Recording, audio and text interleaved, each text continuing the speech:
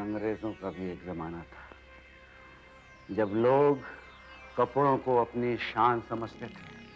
अंग्रेजों के जमाने में टाई और सूट पहने बगैर घर से निकलने की भी नहीं सोच पाते थे लोग। और आज के जमाने में टी शर्ट, शॉर्ट्स, जीन्स। और आज भी एक ऐसी जगह है जहां टाई पहने बगैर आप नहीं जा सकते।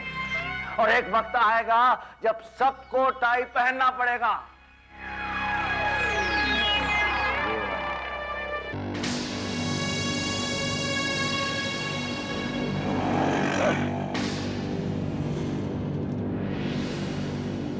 लगता है आज हम पर किस्मत मेहरबान है।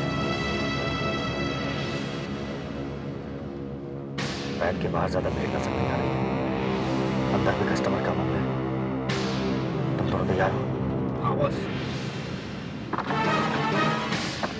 काम बड़ी बुद्धि से होना चाहिए। आंधी की तरह अंदर जाओ और पैसे लेकर तूफान की तरह वापस आ जाओ।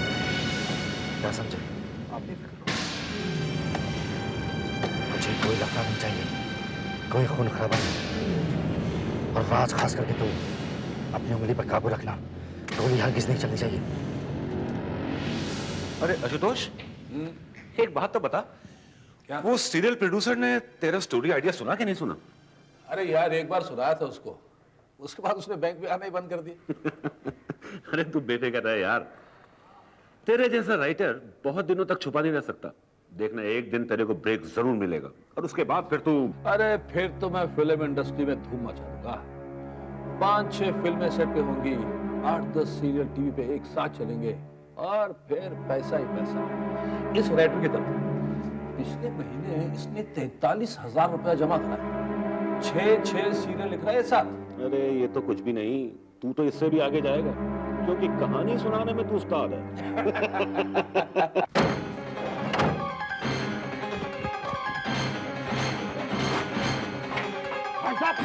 हाथ अपने अपने ऊपर करो।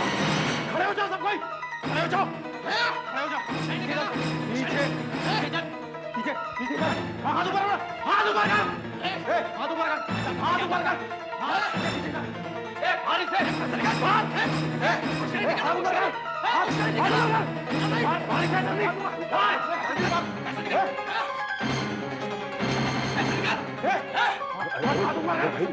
हाथ बिल्कुल चमकी हुए रहना।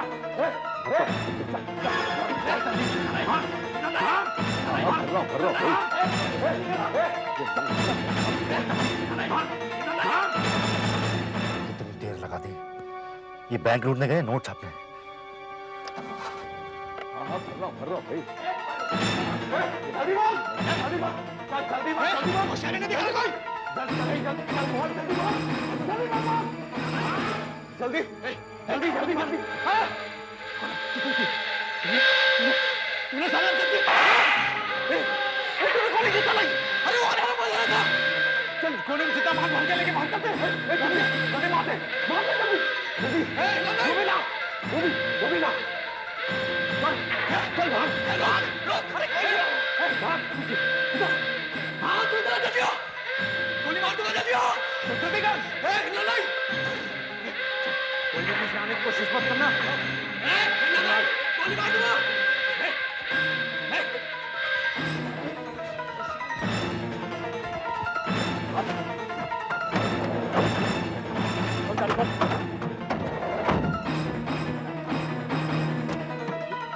क्या हो गया था? मैंने गोली की आवाज सुनी, वैसे क्यों लेकर आए? चुप। प्लीज भाई, तो हम जान बचाने के लिए इसे सामने कर देंगे।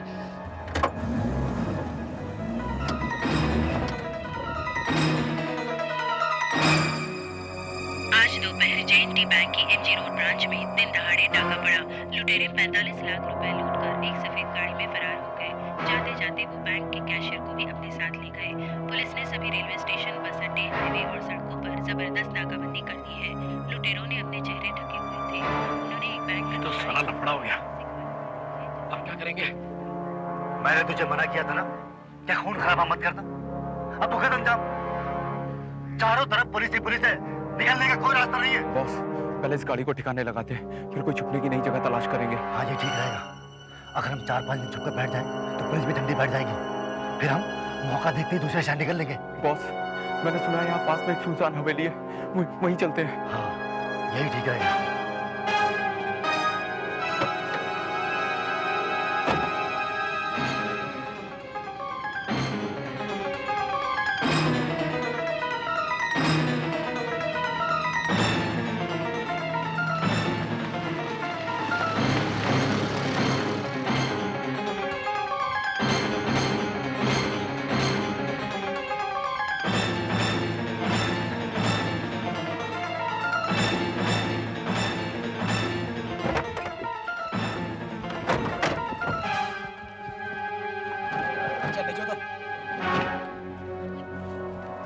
ये जगह एकदम ठीक लगती है। बॉस, जगह तो ठीक है, लेकिन अंदर कोई हुआ तो? अरे बोर्ड नहीं दिखाई दे रहा, लगता है काफी दिनों से खाली पड़ी है। छुपने के लिए एकदम सही जगह है। नहीं, मैं यहाँ नहीं रहूंगा। क्यों? क्या खराबी है इस जगह में? शायद आप लोग इस शहर में नए हैं, इसलिए इस हवेली के बारे में जानते नहीं। ये लेक्टर हाउस है। तो क्या हुआ? ये हवेली लेक्टर नाम के एक अंग्रेज जज की है, जो यहाँ पे आज से 100 साल पहले रहता था, और लोग उसे हैंगिंग जज के नाम से पुकारते थे। हैंगिंग जज? हाँ, और उसकी आत्मा आज भी यहाँ पे रही है, इसलिए यहाँ कोई नहीं रहता। बॉस, इसकी बातों में मत आना। ये हमें बेवकूफ बना रहा है बातें बनाकर, ताकि हम यहीं खड़े रहें और पकड़े जाएं। अरे मेरा विश्वास करो भाई, तुम लोग। गोली मार दूंगा। नहीं राज, हो सकता है ये आदमी सच कह रहा है। जबरदस्ती खतरा मोल लेने से कोई फायदा नहीं है। हम कोई और नई जगह ढूंढ लेते हैं। हमारे पास वक्त नहीं है, यहीं रहते हैं, जो होगा देखा जाएगा। ये देखो, इस कब्र को देखकर लगता है कि इस आदमी की बातों में कुछ सच्चाई है। इसे पढ़ो। यहाँ मुजरिमों के दुश्मन माननीय जज लेक्टर विश्राम कर रहे हैं। लोग उसे हैंगिंग जज के नाम से जानते थे। इसका मतलब ये आदमी सच कह रहा है। मैं तो अभी कह रहा हूँ, यहाँ से भाग लो, ये भूतिया हवेली है। चलो मान लेते हैं जज यहीं पर रहता था, लेकिन ये भूत वाली कहानी सब बकवास है। ये हमें डराने की कोशिश कर रहा है। अच्छा जो भी हो, लेकिन ये जज लेक्टर था कौन और उसे हैंगिंग जज क्यों बोलते थे लोग? मैं बताता हूँ। आज से 100 साल पहले की बात है। जज लेक्टर अंग्रेजों के जमाने का सबसे बेरहम और कड़क जज माना जाता था। रहम कीजिए लेक्टर साहब, रहम कीजिए।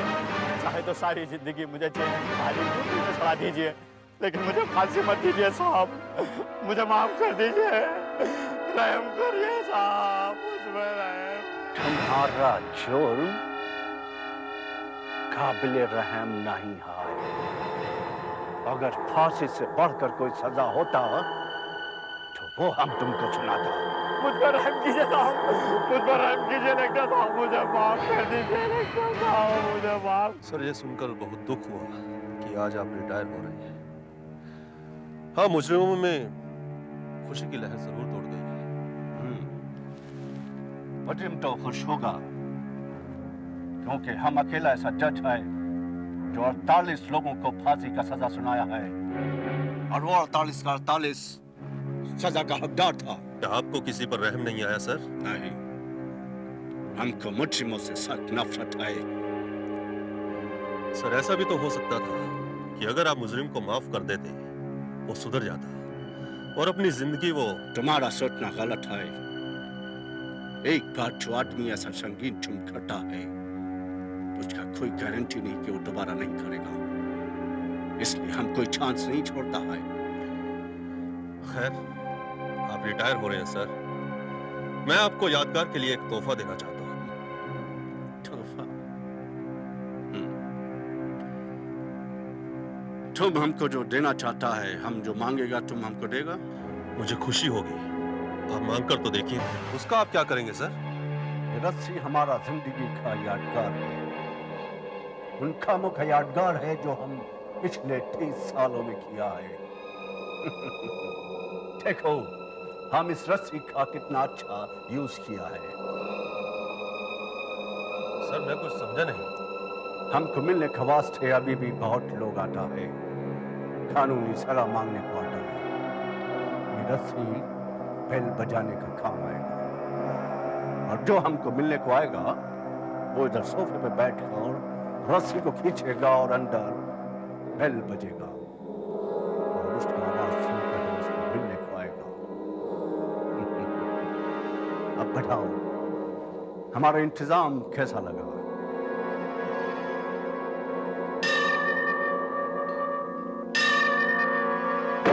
चल चल। और घंटा बजता रहा। हाँ, घंटा बजता रहा। बकवास कर रहा है, ये बकवास कर रहा है। मेरे ख्याल से वो जज पागल था। नहीं, वो पागल नहीं था। वो अपने असूलों का पाबंद और इरादों का पक्का था। इसकी बातों में बता रहा, ये सब फेंकम फाक कर रहा है, फेंकम फाक। फेंकम फाक है जरूर, पर है मजेदार।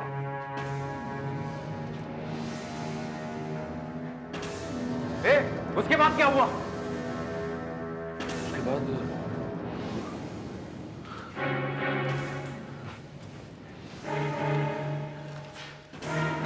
उसके बाद वो उसको 2 साल के बाद हार्ट अटैक हुआ और वो मर गया और उसे यहीं दफना दिया।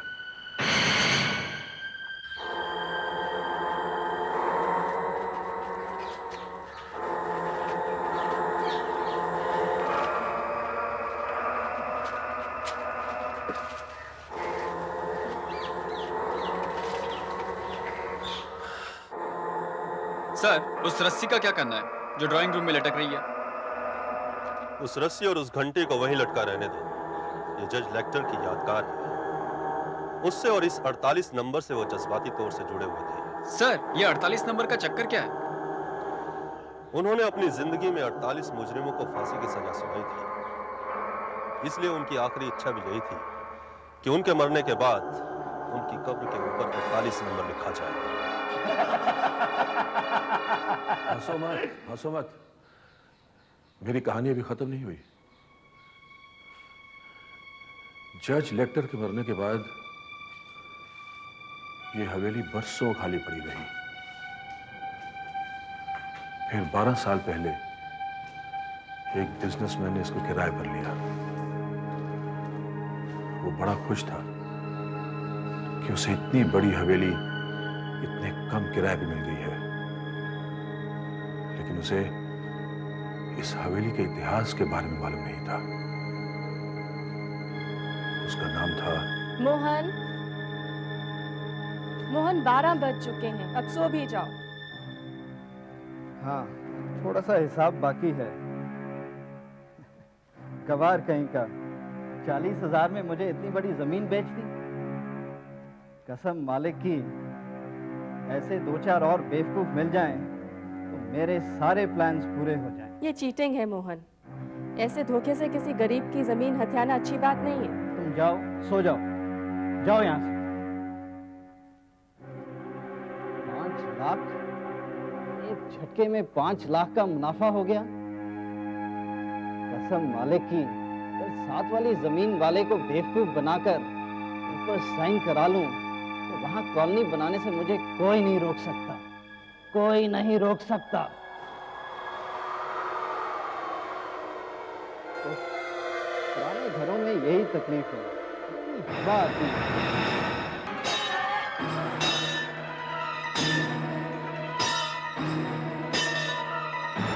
क्या हो रहा है? मोहन!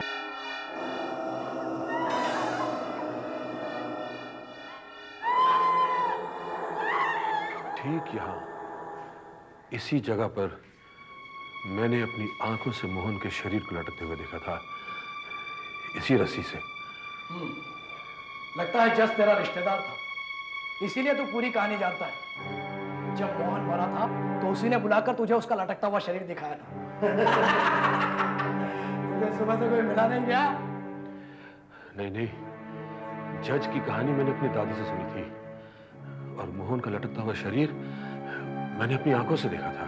कहानी अच्छी बना है, तुझे तो फिल्मों में होना चाहिए, बहुत माल कमाएगा।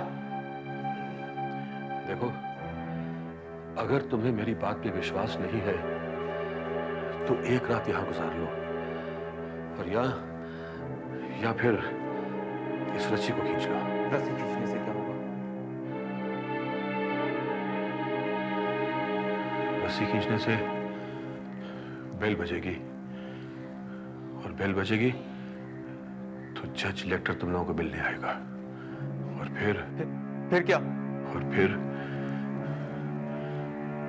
तुम तीनों की मौत होगी, क्योंकि जज लेक्टर मुजरिमों का कट्टर दुश्मन था। लगता है जब तक तेरी खोपड़ी में सुराख नहीं करूंगा तेरा मुंह बंद नहीं होगा। नहीं, अभी हमें इसकी जरूरत है। हमें इसकी बात मानकर ये जगह फौरन छोड़ देनी चाहिए। अरे कोई और जगह इतनी सुरक्षित भी तो नहीं है। हमें 3-4 दिन यहीं काटने पड़ेंगे और तब तक पुलिस भी हाथ पांव मारकर बैठ जाएगी। हम फिर माल का बंटवारा भी कर लेंगे। तो फिर अगर मेरा कोई काम नहीं है तो मुझे जाने दीजिए।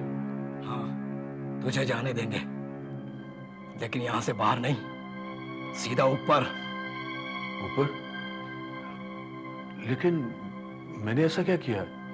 क्योंकि तूने हमारा चेहरा देख लिया है और हमारे बारे में कुछ ज्यादा ही जान गया है। हाँ, और जाते जाते तुझे इस फांसी के फंदे पर जरूर लटका कर जाएगा। और फिर उस कब्र का नंबर 48 से बदलकर 49 हो जाएगा।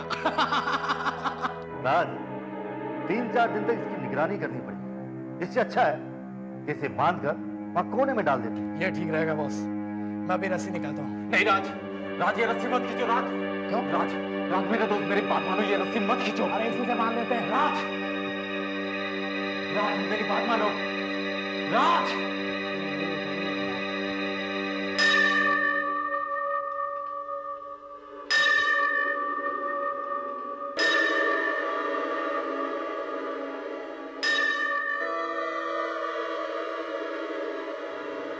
और ये निकलेगी भी नहीं। इस रस्सी को खींचकर तुमने अपनी मौत को दावत दी है। आज रात जज लेक्टर तुमसे मिलने जरूर आएगा, जरूर आएगा। क्यों खींची? एक तो ऐसी परेशानियां कम है क्या कि एक और भूत सर पर सवार कर ले? तू भी यार इसकी बातों में आ गया। टेंशन छोड़ बॉस, ये रस्सी नहीं निकल रही है। आप कहें तो दूसरी लेकर आऊं। अबे छोड़ ना, इसे सामने वाले कमरे में बंद करते। उस कमरे में? नहीं नहीं, उस कमरे में नहीं। तो उस कमरे की भी कोई कहानी है क्या? वो क्या है, वो जज का कमरा है। प्लीज मुझे उस कमरे बंद मत करो, प्लीज। अच्छा, ये तो बहुत अच्छा हुआ। अब तो तुझे रात वहीं गुजारनी पड़ेगी। देखो, मैं तुम्हारे हाथ जोड़ता हूँ, मैं तुम्हारे पांव पड़ता हूँ, मुझे उस कमरे बंद मत करो प्लीज। क्या है कि दरअसल छोटे छोटे जुर्म मैंने भी किए हैं, ये बैंक के अकाउंटों की हेरा फेरी। वो जज मुझे जान से मार देगा। प्लीज प्लीज, मैं तुम्हारे हाथ जोड़ता हूँ, मैं तुम्हारे पांव पड़ता हूँ, प्लीज। अगर तू सुबह तक मर गया तो हमें तेरी कहानी पर विश्वास हो जाएगा। ये हवेली सचमुच भूतिया हवेली। नहीं, इस कमरे में नहीं। और फिर हम सुबह यहाँ से सटक जाएंगे। चल अंदर, इस कमरे में नहीं, प्लीज। चल अंदर कर। अरे मुझे यहाँ से बाहर निकालो। अरे प्लीज, अरे देखो मैं आपके हाथ जोड़ता हूँ, प्लीज मुझे यहाँ से बाहर निकालो। अरे ये जज मुझे मार देगा, प्लीज। हेलो, अरे सुनो, अरे सुनो, अरे मुझे यहाँ से बाहर निकालो प्लीज।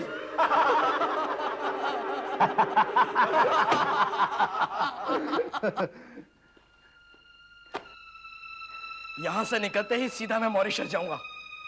वहां गाड़ी बंगला खरीदकर पूरी जिंदगी ऐश करूंगा। मुंबई में 15 लाख का फ्लैट नहीं आता और तू मॉरिशस जाके गाड़ी और बंगला खरीदने की बात कर रहा है? अबे इसके लिए 2-3 बैंक और लूटने पड़ेंगे।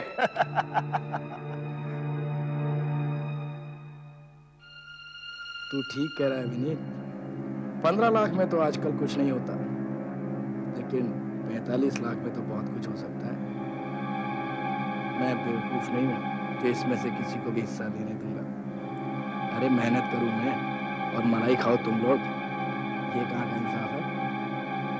तुम दोनों का बंदोबस्त करना ही पड़ेगा। बेवकूफ कहीं का, इसको तो सिर्फ गोली चलाना आता है और बॉस सिर्फ हुक्म चलाना जानता है। प्लानिंग में दिमाग तो मेरा चलता है, फिर इनका हिस्सा कैसे बना?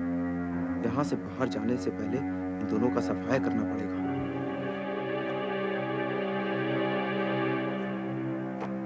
बैंक लूटने की तरकीब तो मेरी थी, फिर इन दोनों को हिस्सा देकर 30 लाख का घाटा मैं कैसे? विनीत तो डरपोक है, उसको आराम से हटा सकता हूं, लेकिन ये राज खतरनाक है, उससे निपटना पड़ेगा।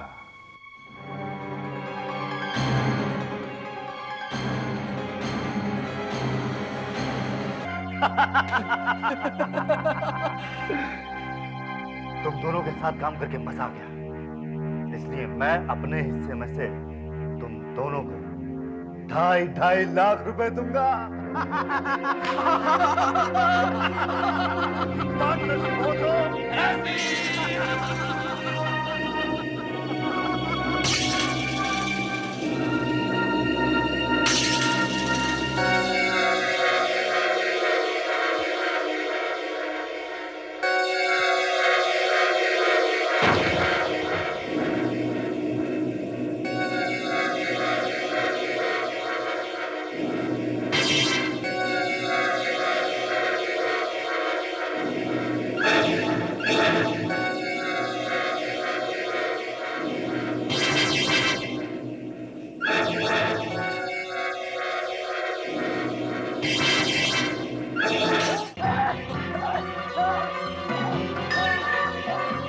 हम जरूर उसे कर। ये किसी और का काम है। अरे क्लार्क तो अंदर बंद है। सुनो, उसकी आवाज आ रही है। सुनो। अरे आप लोग सुनते क्यों नहीं? वो क्लार्क अंदर बंद है। हम दोनों यहाँ हैं। फिर ये काम किसका हो सकता है? मैं देखता हूँ ये काम किसका है। देखो, मेरा विश्वास करो, इससे पहले कि वो सबको मार दे, और वो ये जानता है कि हमारे पास लाखों रुपया है, वो हम सबको खत्म करके पैसा हथियाना चाहता है। अब हमें क्या करना चाहिए? वो जो कोई भी है वो यहीं कहीं छुपा है। चल चल उसे तलाश करते हैं।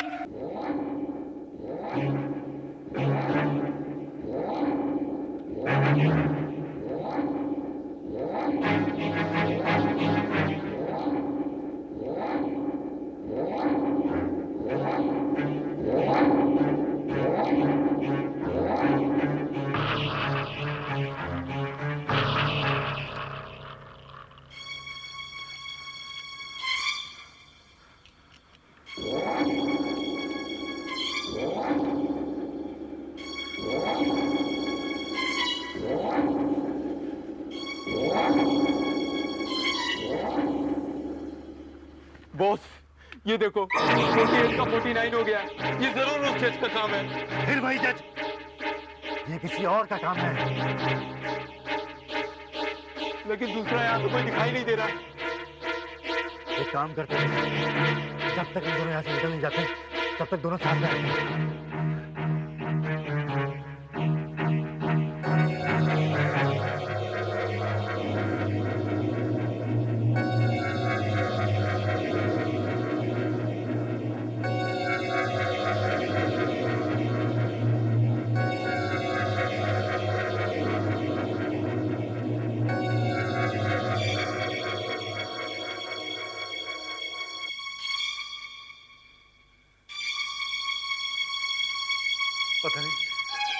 पता नहीं राज की बॉडी कहाँ चली गई। अब तू कहाँ जा रहा है? बाथरूम होकर आता हूँ। जाना जरूरी है क्या? हाँ। अच्छा, संभाल के जा।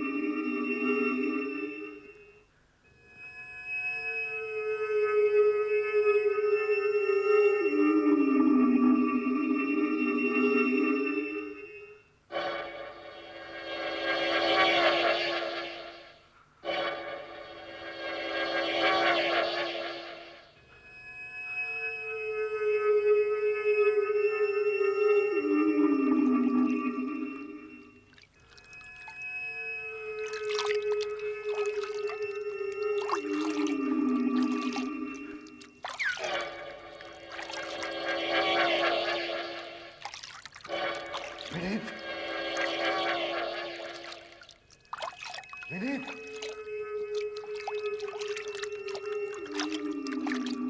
विनीत।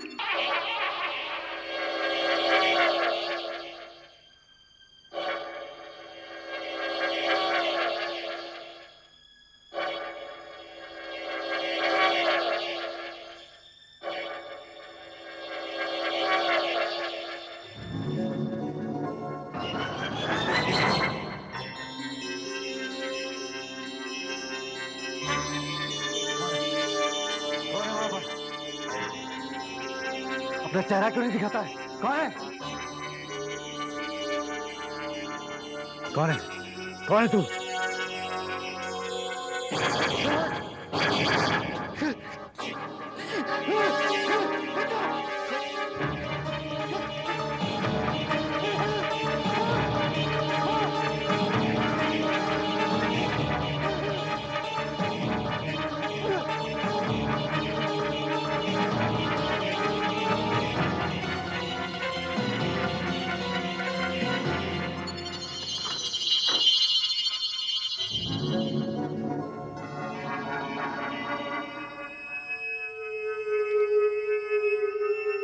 बॉस,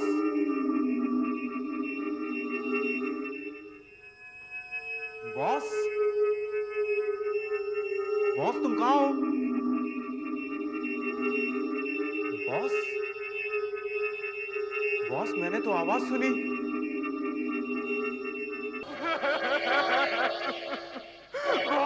अरे बाहर क्या गड़बड़ चल रही है? मुझे बताते नहीं तुम लोग। अरे मुझे यहाँ से बाहर निकालो। अब मैं यहाँ एक मिनट भी नहीं रहूंगा। वो कभी भी आ सकता है। लेकिन लेकिन पैसे, बहुत से पैसे कहाँ रखे? पैसे, नहीं नहीं नहीं नहीं, मुझे पैसा भी नहीं चाहिए। नहीं, मुझे पैसा बिल्कुल नहीं चाहिए। वो कभी भी आ सकता है। मुझे अभी और इसी मुद्दे से बाहर जाना चाहिए। नहीं नहीं, अरे मुझे यहाँ से बाहर निकालो। अरे मुझे छोड़कर मत जाओ। अरे मुझे छोड़कर मत जाओ। अरे बाहर में जा तू। तेरे चक्कर में मैं ना फंस जाऊं। मैं तो अभी भाग जाता हूँ। देखिए देखिए, मुझे माफ कर दीजिए, मुझे जाने दीजिए। मेरे दोनों हाथ खाली है, मेरी जान बख्श दीजिए। देखिए मुझे जाने दीजिए, प्लीज मुझे जाने दीजिए, प्लीज मुझे जाने दीजिए।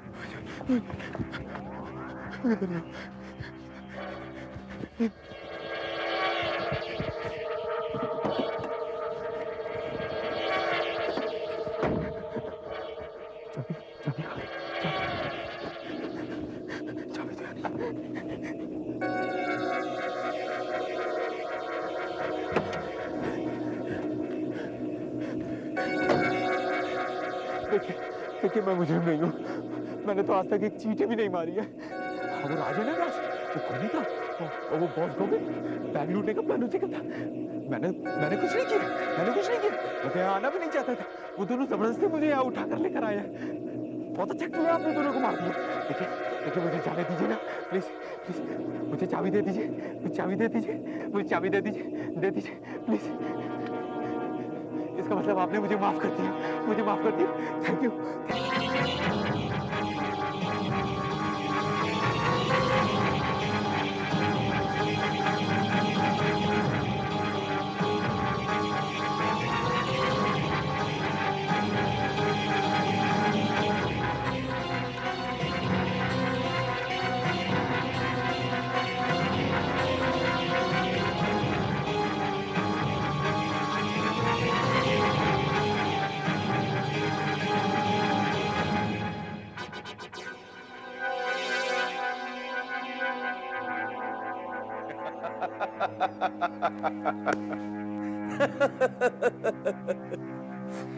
यार आशुतोष, तू भी कमाल का राइटर है यार। क्या अंदाज है तेरा कहानी सुनाने का है। क्या कहानी बनाई तूने, क्या कहानी बनाई है। वाह। वो तीन गधे समझ रहे थे कि यहाँ पे जज लेक्टर का भूत घूम रहा है। जज लेक्टर। अरे जज लेक्टर को मरे खपे तो 100 साल हो गए हैं, 100 साल। अगर यहाँ पे कोई भूत घूम रहा है तो वो सिर्फ मेरा है, मेरा आशुतोष का। बेवकूफों ने मुझे जज लेक्टर के कमरे में बंद कर दिया, जहां उसका पुराना सामान अभी तक पड़ा हुआ। बस मैंने उसके कपड़े पहन लिए और बन गया जज लेक्टर। पैसे पैसे पैसे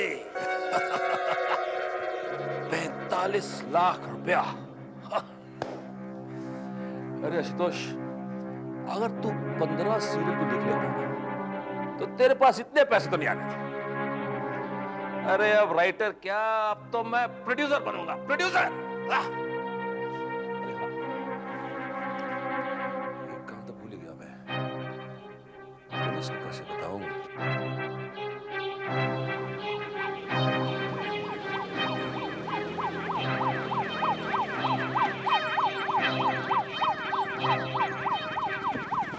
देखिए इंस्पेक्टर साहब, मैं टाइम पर पहुंच गया था, घबराने की कोई बात नहीं है। उसके दिमाग को गहरा सदमा पहुंचा है। आइए चलिए। हाँ जी।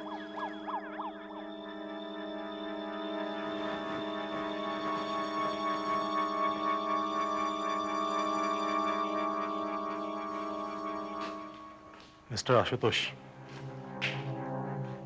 ऐसी हालत में आपको तकलीफ देना नहीं चाहता, लेकिन शॉर्ट में बताइए हुआ क्या था? जी वो मैंने देखा तो कुछ नहीं, क्योंकि मैं उस कमरे में बंद था, पर उनकी बातचीत से कुछ अंदाजा लगा सकता हूँ, वो आपको बता देता हूँ। बताइए।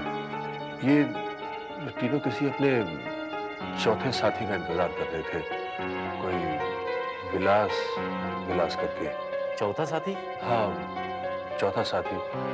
वो रात में काफी देर से आया।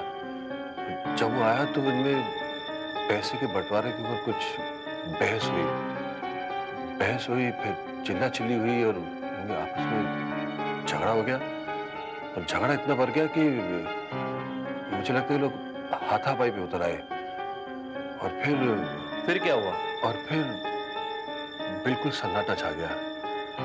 और सुबह जब मैं ये दरवाजा तोड़कर बाहर निकला तो देखा कि 3 लाशें पड़ी हुई हैं। मेरे तो डर के मारे चीख निकल गई एकदम। और विलास? विलास तो यहाँ नहीं था, वो यहाँ तो कोई भी नहीं था। मतलब इन तीनों का खून करने के बाद विलास पैसे लेकर फरार हो गया? लगता तो कुछ ऐसे ही है। खैर, बचकर कहाँ जाएगा, हम उसे ढूंढ निकालेंगे। डॉक्टर साहब, आप मेरे साथ आइए, लाशों का मुआयना कर लेते हैं। कम। मिस्टर आशुतोष, अभी आप आराम कीजिए, एम्बुलेंस आते ही हम आपको हॉस्पिटल भेज देंगे। Thank you doctor.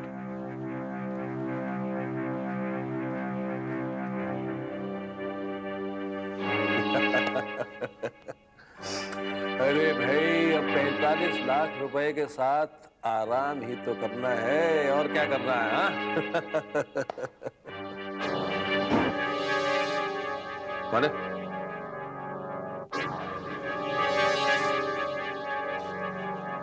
कौन है भाई? तुम तो राइटर हो, खुद ही अनुमान लगा लो।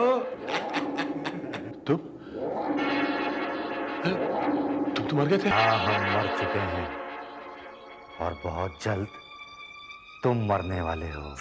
क्या मतलब तुम्हारा? तुम्हारी कहानी का अंत हम करेंगे। ये देखो तुमसे मिलने कौन आया है।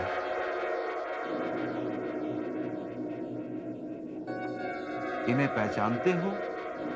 ये हैं माननीय जज।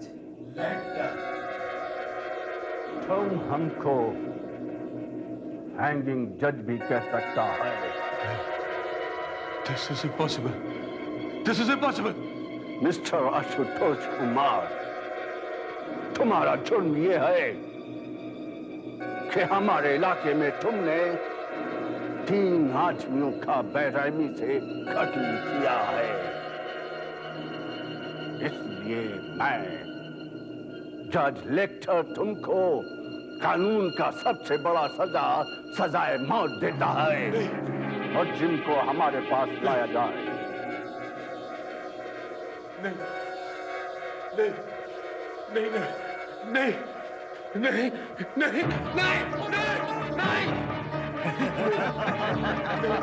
तीनों को इतनी बेरहमी से मार डाला, कातिल कहाँ गया होगा? लकी था ये आदमी आशुतोष जो बच गया। Yes sir.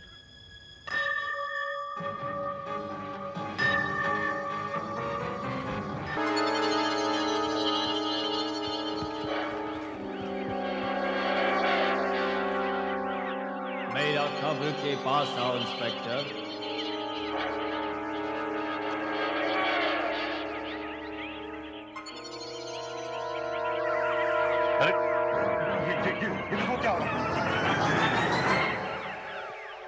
आहट के और भी डरावने और सस्पेंस से भरे वीडियोस देखने के लिए हमारे चैनल को सब्सक्राइब करें और बेल आइकॉन दबाना न भूलें।